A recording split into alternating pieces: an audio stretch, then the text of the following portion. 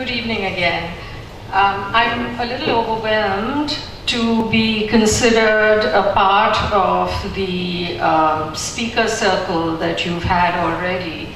I'm not sure that I belong in the league of those speakers, but I am very honored to be here to speak to you today. So, Chairwoman Tejal Ben, esteemed professors, faculty, students, as well as honored guests, thank you very much for having me speak to you here today. So the topic of our conversation today, and I hope it will be a conversation, I don't want to stand here and necessarily lecture to you. I think you've had quite enough. You've had during the day when you've been participating in your classes. So I hope we can have a dialogue. The subject of this dialogue is how to design your future, how to find professional and personal success in a global society. You know, I travel around the United States and I travel around the world, and I have the great good fortune of speaking to a lot of young people. And I try to understand where they're coming from, and we talk about the future.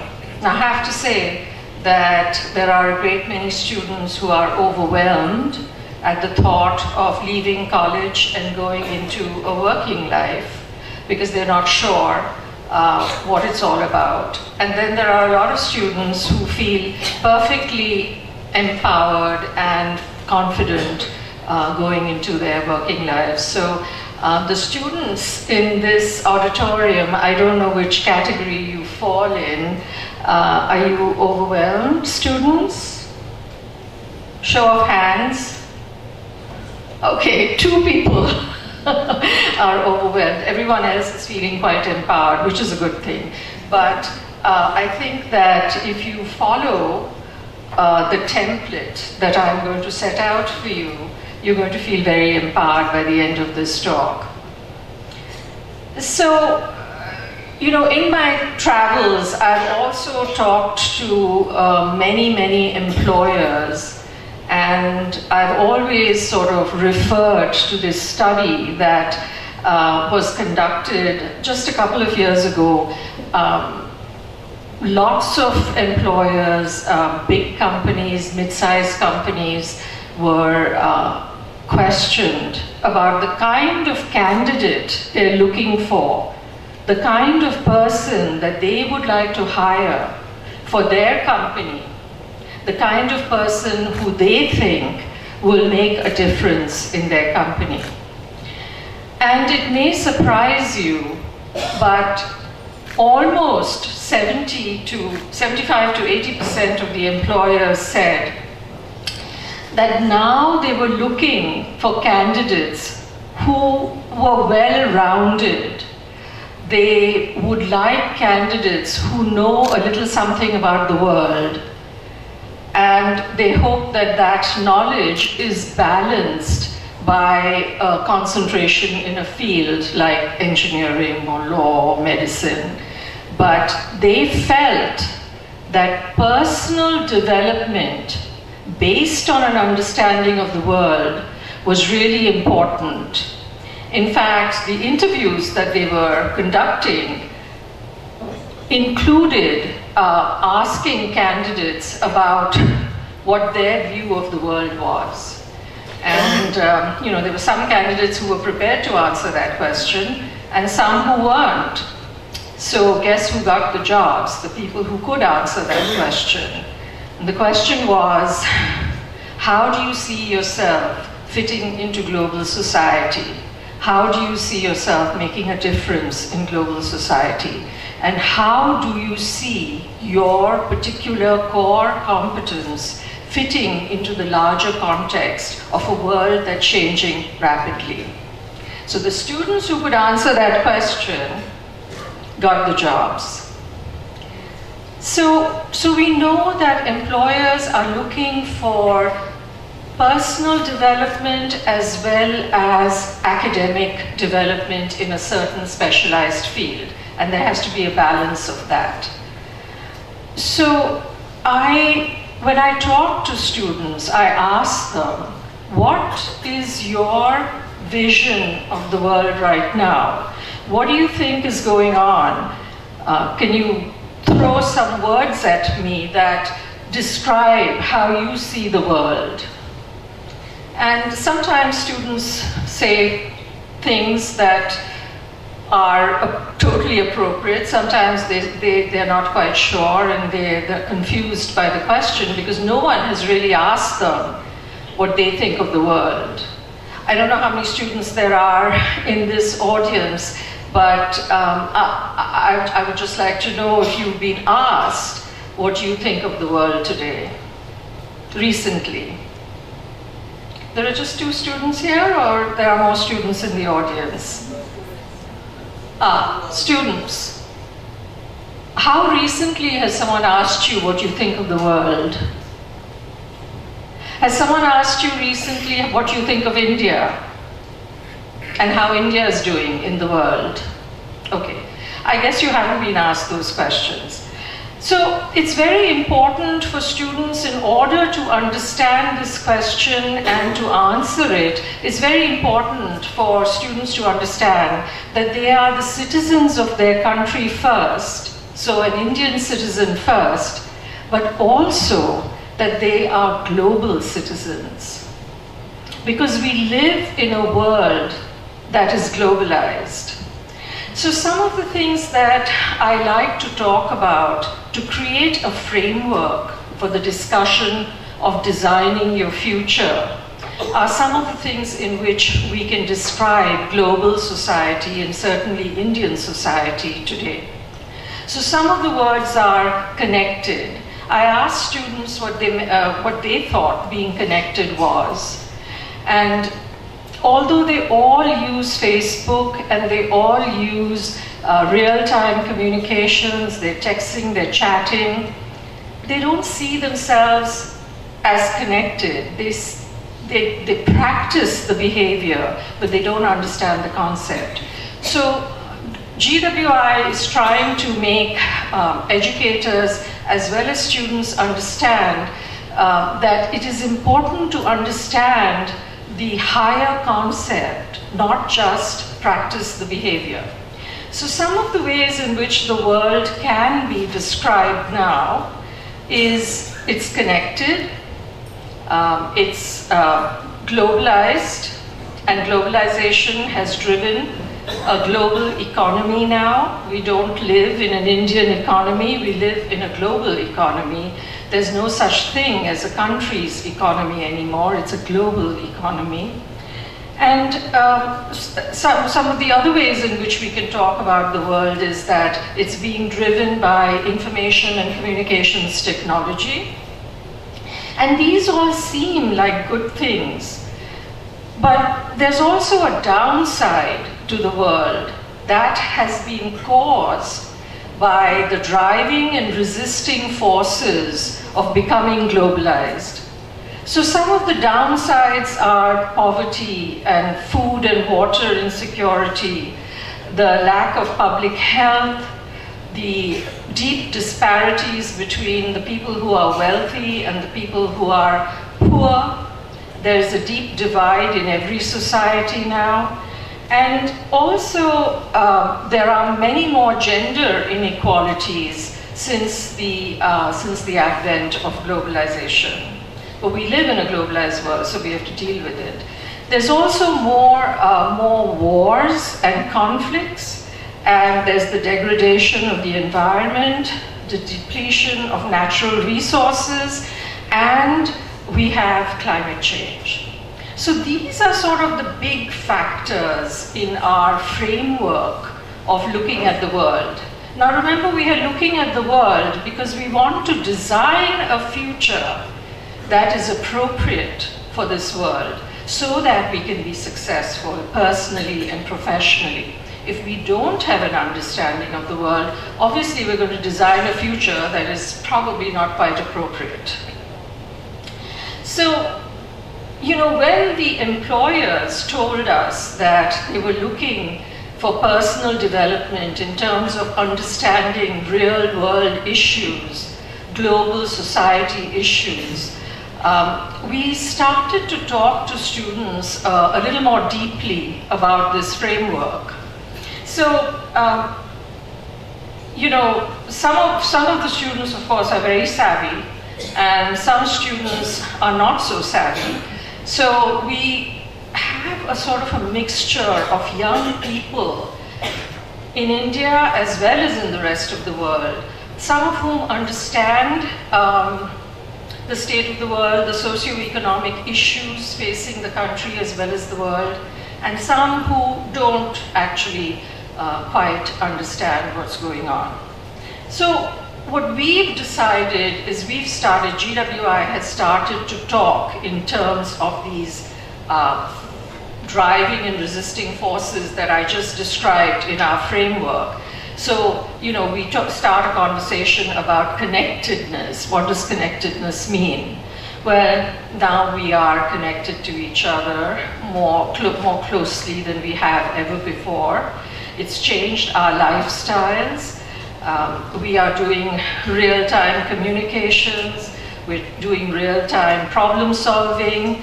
We are buying, consuming goods and services in a whole different way. We are doing, because of the advent of e-commerce.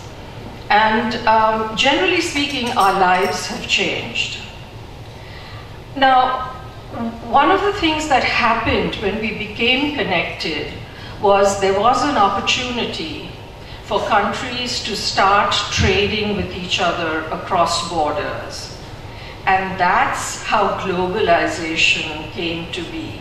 I think in India you call it liberalization, and it started in the 1990s when the Indian economy was opened up to the world, and the world came to India, and India was exposed to the world. It's a good thing and a bad thing. So globalization has played a very big role in defining the world. So I think it behooves all of us to understand globalization a little more closely. Globalization is also the event that led to a global economy. So now we are intrinsically involved with each other. We can never free ourselves as countries because we are finely interwoven. Our economies have become one. It's a unified economy, and it would take a lot of work to separate it. So this is a reality that young people have to understand, because if you understand the global economy, you understand global society, you understand the new ecology of global society, then I think that you're in a very good situation to design your future. Okay? So let's talk a little bit about globalization. Globalization was conceived of in the United States at the Bretton Woods Conference, and the idea was that all countries would open up their borders. There would be a free flow of trade. Goods and services would be traded across country borders without being tariffed, that countries would reduce their tariffs on imports, and they would also contain some of their exports.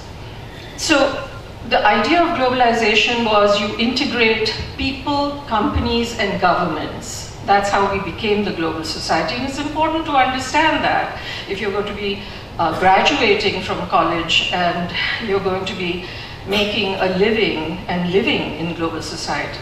Okay, so globalization was considered to be this sort of promise that was going to eradicate poverty and bring prosperity across the world. It all started with country governments signing trade agreements with the help of the World Trade Organization, with the help of the World Bank, and with the help of the IMF.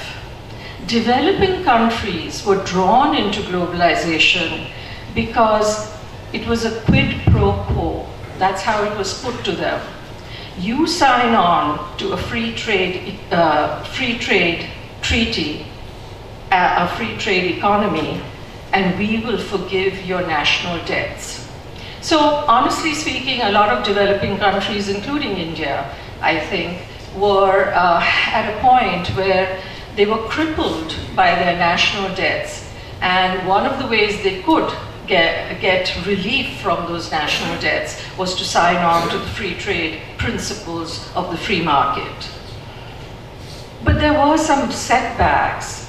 In exchange for giving up, getting relief from your national debts, you were not, the country governments, the Indian government included, was supposed to reduce its national policy space. It was supposed to reduce its involvement in the lives of its citizens. Why? Because the principle of a free trade economy is that only the invisible hand of the market could be allowed to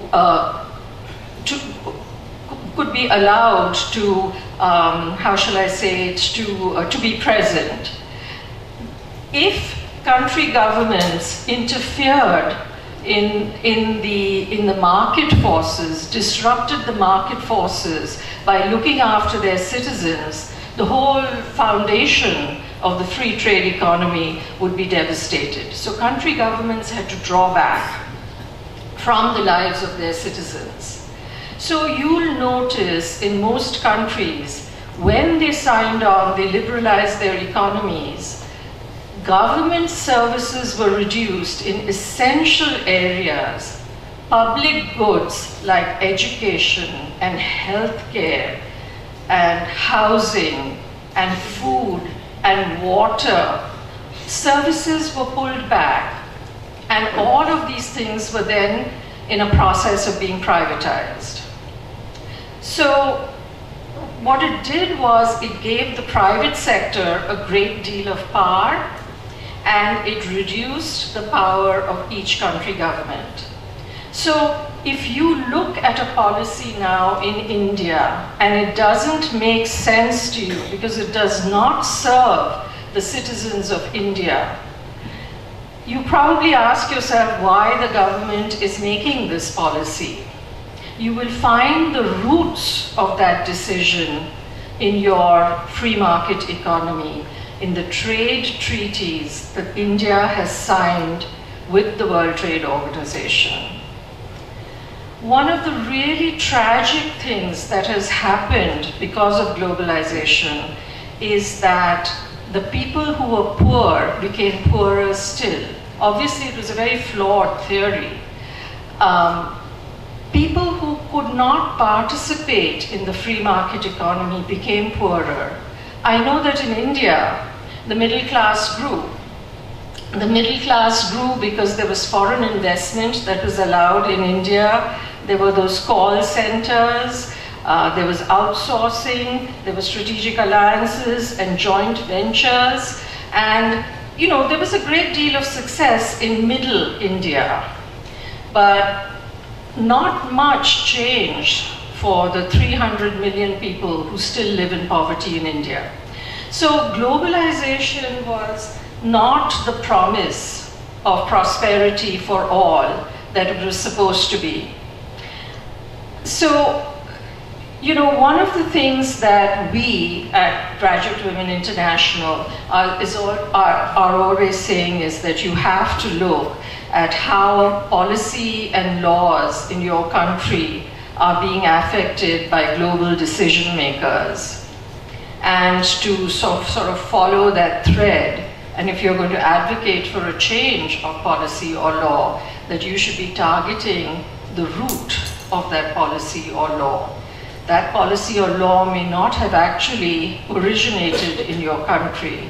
It originated somewhere in global society, and you have to follow that path.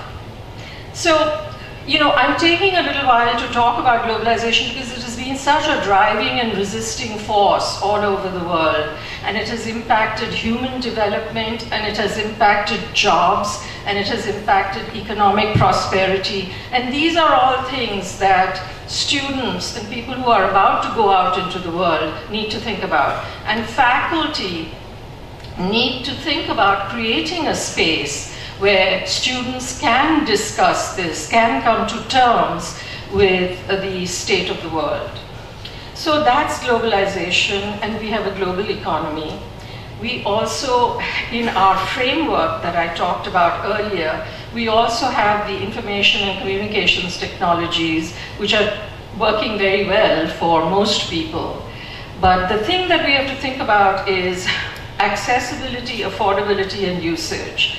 And you will find that 50% of the world's population has access to the internet. But in developing countries, accessibility, affordability, and usage goes down dramatically, and only 1 in 7 people has access to information and communications technology, which puts them at a greater disadvantage. I'm hoping that the young people in this room can see how it drives the lack of access, lack of affordability, and lack of usage drives a wedge in society, and that the people who can use the technology are doing much, much better because it's a huge resource. And the people who can't use it are doing much, much worse. So if we talk about this in terms of the age of information, we see immediately that there are people who can't use technology and are not participating in the age of information. So, these are things, these are phenomena in global society, but there are other phenomena also that young people who are thinking of designing their future need to consider in their personal and professional development. We have to talk about poverty. There are 7 billion people in the world, and over 700 million people still live in poverty. That's unconscionable. And I was giving the example this morning about people who do escape poverty because of their initiative or government programs or whatever, but it's only 25,000 that escape poverty every day. And for the 25,000 who escape poverty, 6,000 new people fall into poverty. So that's not much of a gain. And then we have to talk about food and water insecurity. And I don't know if the young people consider this an important criterion when they're thinking about the world and what they want to do in the world. But, they say that by 2050,